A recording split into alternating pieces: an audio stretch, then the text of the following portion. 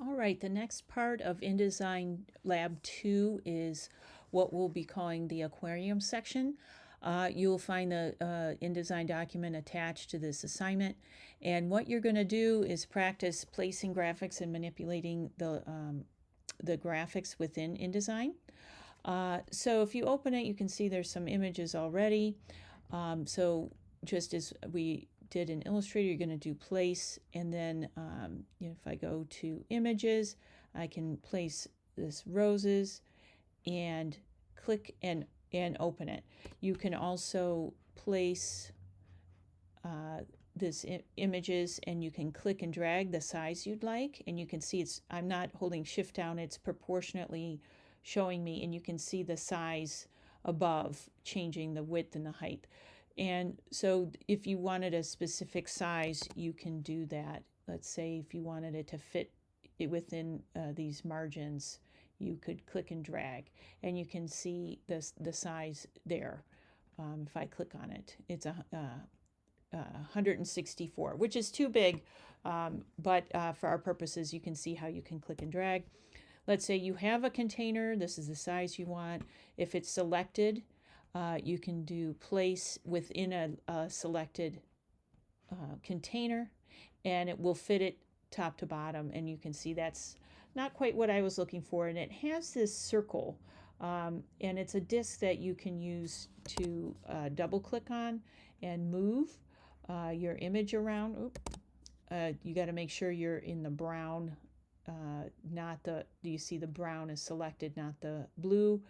And then you can click and drag, but you don't want to skew images. You don't want something like that. It's very unprofessional. So you click and you hold shift and drag this way, and that way it'll be proportionate. So do not do anything that would skew it. Always hold down shift. And then you can change the container. You can move it to this. You can show just part of, it's like a window. You can show whatever part of the image you'd like. And you can reposition using that center graphic, but really anywhere works. That's not a huge deal. And, it's called the content grabber, and it helps you move your content around in the little clear container. You can do all kinds of stuff. I don't recommend a lot of that. I mean, if you're going to flip the image, just do it in Photoshop and bring it in as is. But let's say you're in a pinch and you need to do that. You can flip it horizontal. You can flip it vertical. And that's the whole thing, the container and the image. If I double click and I'm on the image, then it'll flip just the image within the container. You can see it's up here now, off outside of the viewing window. See, there it is. So you don't necessarily want to do that, but sometimes you just have to. You can rotate it. So you can rotate this, and it shows you what it's doing. So there's all kinds of stuff you can do. You can add a drop shadow, and if you go into your panels, you can change that. So you can even do object and then, effects, drop shadow. You can go here and then you can change that to be, something like 20%. If you're going to do drop shadows, if it's on a white background, 20% is usually pretty good. If you have a darker background, you may want to up that a little bit, but it's an effect.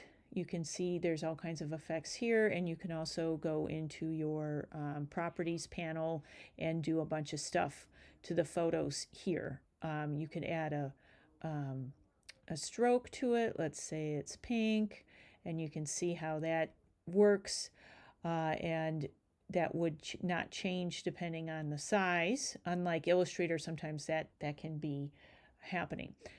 So all kinds of stuff you can do with the graphics, and you can also make sure things are fitting. So let's say, so this one is, up here somewhere. If I double click, you can see where that is.